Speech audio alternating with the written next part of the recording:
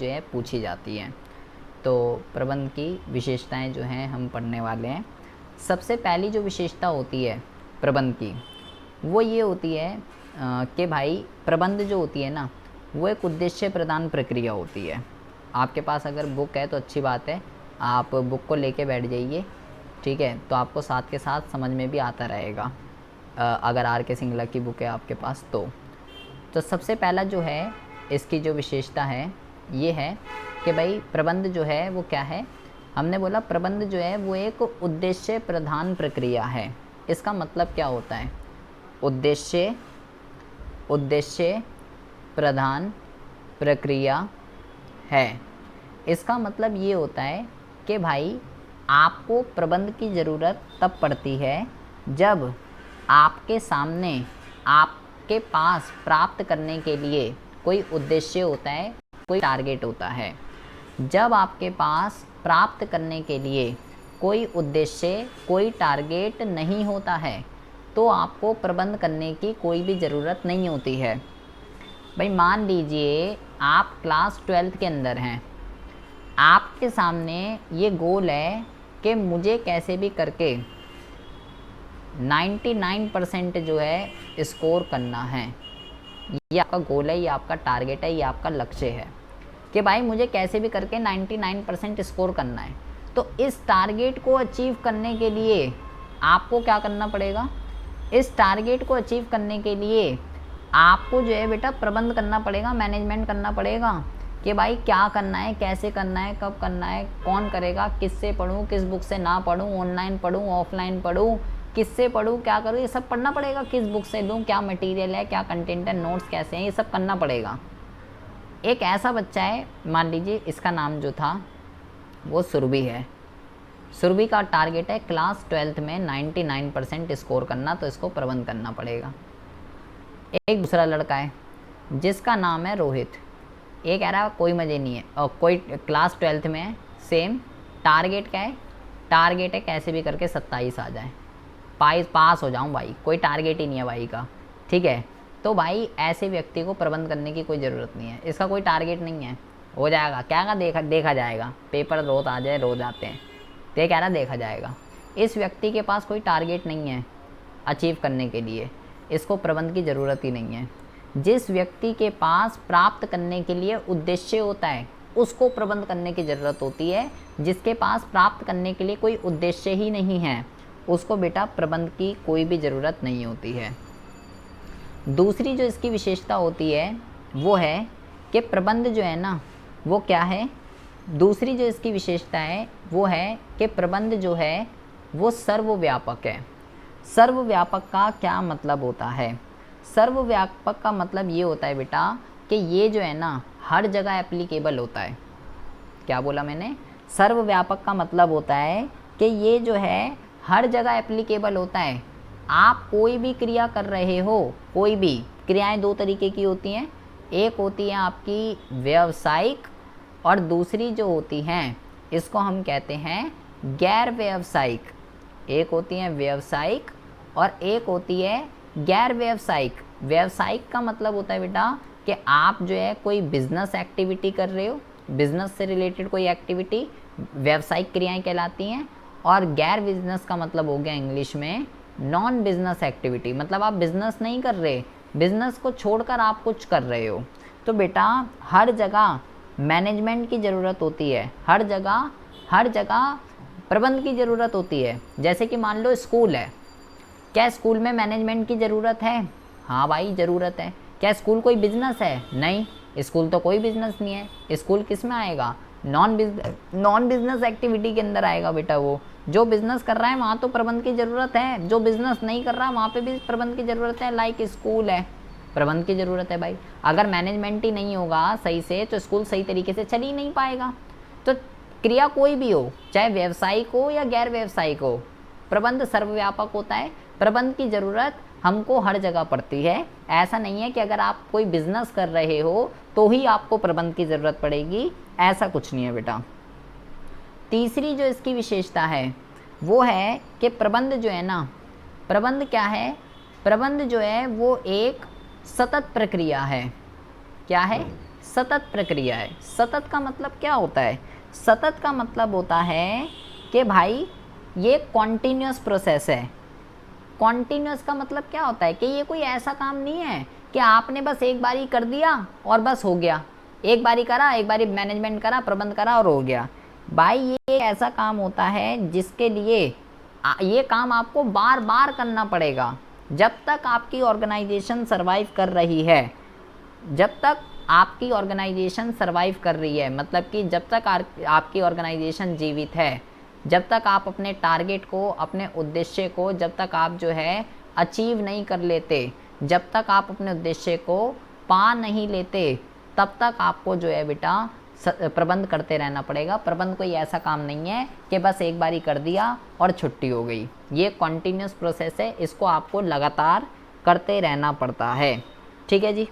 अच्छा, अगला जो इसका फीचर है ये है कि प्रबंध जो है ना एक समूह क्रिया है। क्या है? प्रबंध जो है वो एक समूह क्रिया है। इसका मतलब क्या होता है? इसका मतलब ये होता है कि बेटा जहाँ पे भी किसी भी काम को करने के लिए बहुत सारे व्यक्तियों के एफर्ट्स लगे हुए हों, बहुत सारे प्रबंधकों के एफर्ट्स लगे हुए हों, ठीक है, वहाँ पे जो है क्या होता है बेटा, जो बड़ी बड़ी देखो संगठन जो है वो बेटा दो तरीके के होते हैं। एक होते हैं बड़े संगठन, एक होते हैं छोटे संगठन।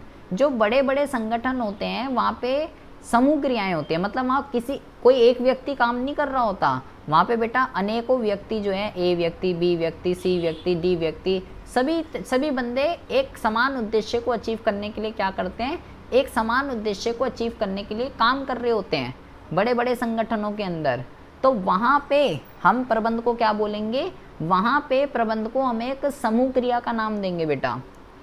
बड़ी ऑर्गेनाइजेशन की मैं बात कर रहा हूँ।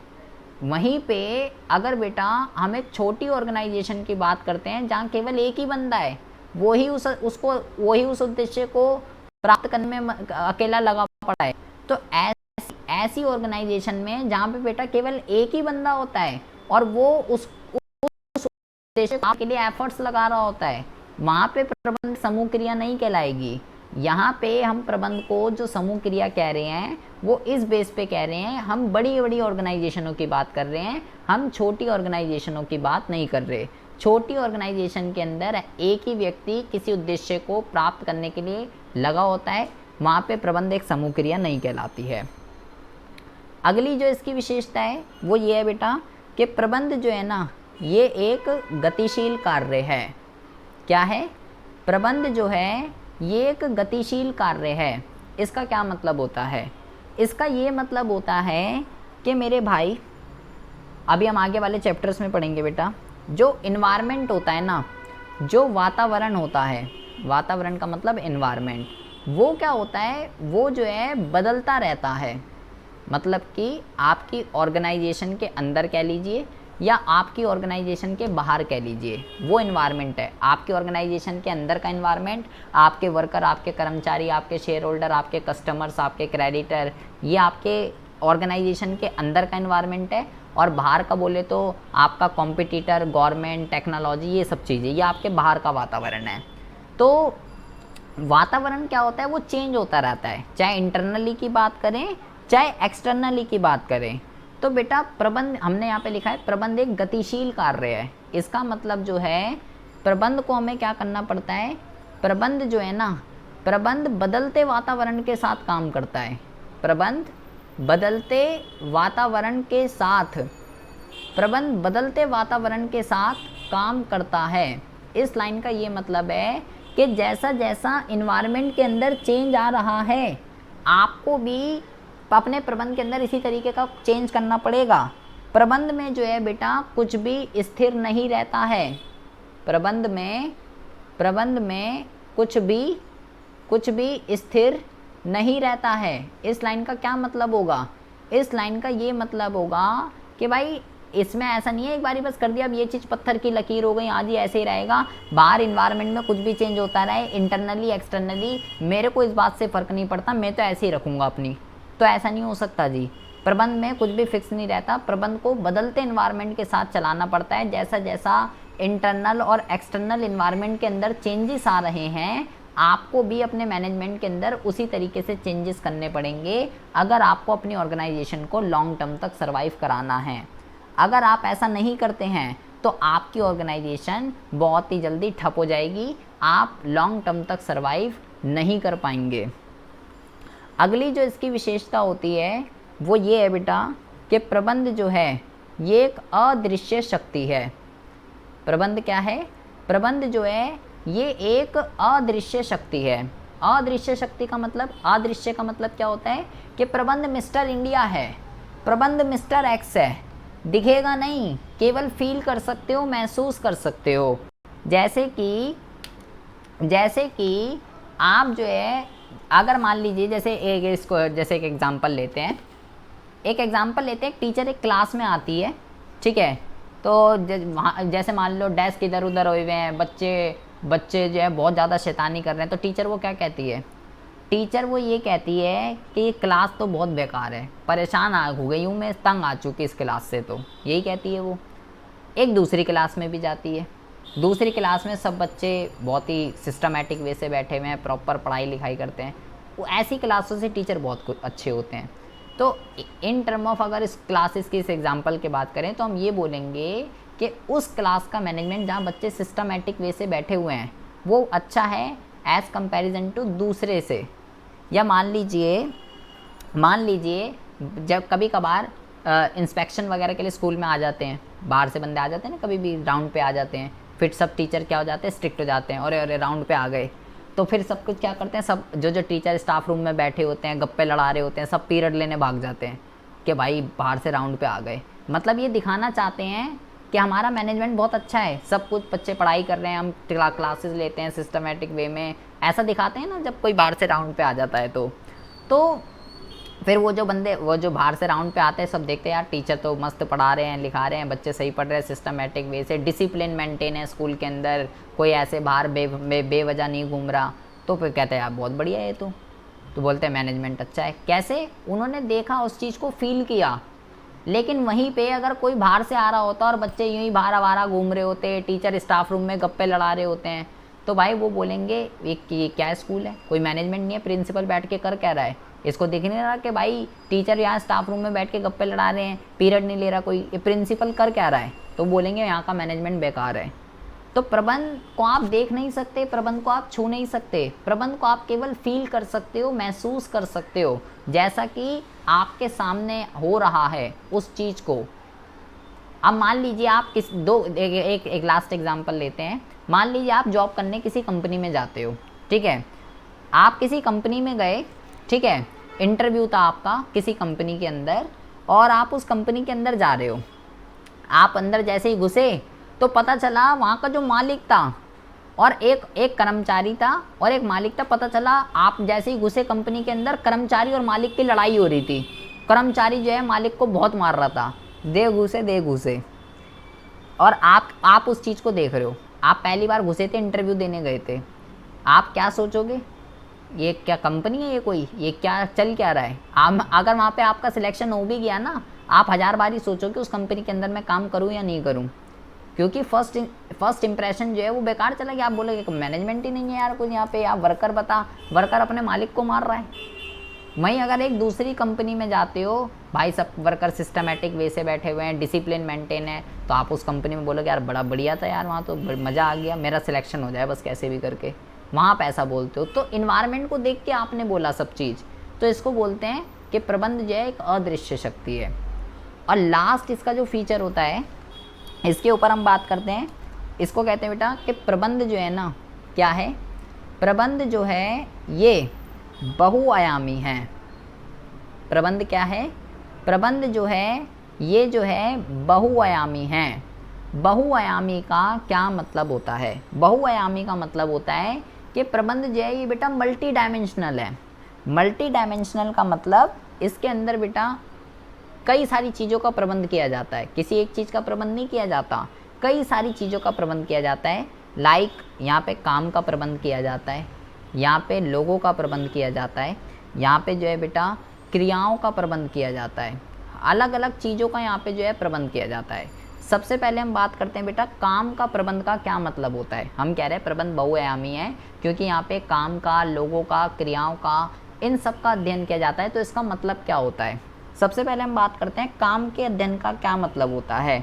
काम के अध्ययन का ये मतलब होता है कि भाई कोई भी जो ऑर्गेनाइजेशन होती है वो बेटा किसी ना किसी काम को करने के लिए ओपन होती है।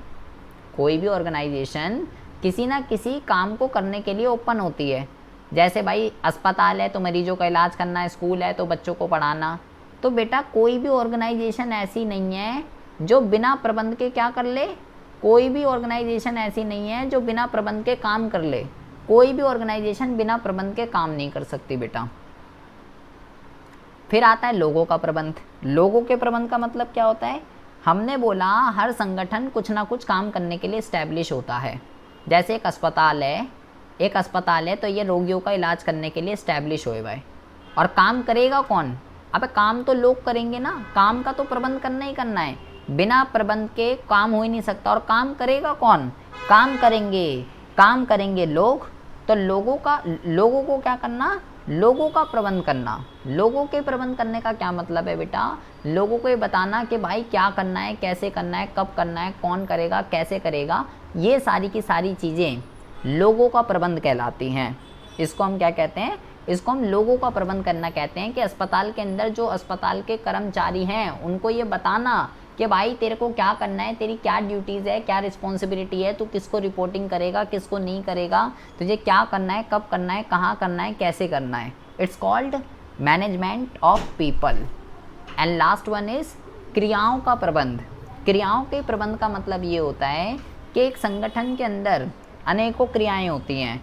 जैसे कि लाइक उत्पादन है, क्रय है, विक्रय है, इसके अलावा भी एंड लेखांकन है। कई सारी क्रियाएं होती हैं बेटा, ठीक है। और सारी की सारी क्रियाएं क्या होती हैं, सारी की सारी क्रियाएं एक दूसरे से इंटरलिंक्ड होती हैं बेटा। इंटरलिंक्ड का मतलब एक दूसरे पे निर्भर होती हैं। अगर एक भी क्रिया गलत तरीके से होती है तो उसका इम्पैक्ट दूसरी पे भी पड़ता है। और जब ये सारी क्रियाएं सफलतापूर्वक की जाती हैं, इन सभी क्रियाओं के समक्ष हम जो है जब सही डिसीजन लेते हैं, सही निर्णय जब हम लेते हैं, तो ही बिज़नेस क्या कर पाता है, तो ही बिज़नेस जो है ज़्यादा से ज़्यादा लाभ अर्जित कर पाता है।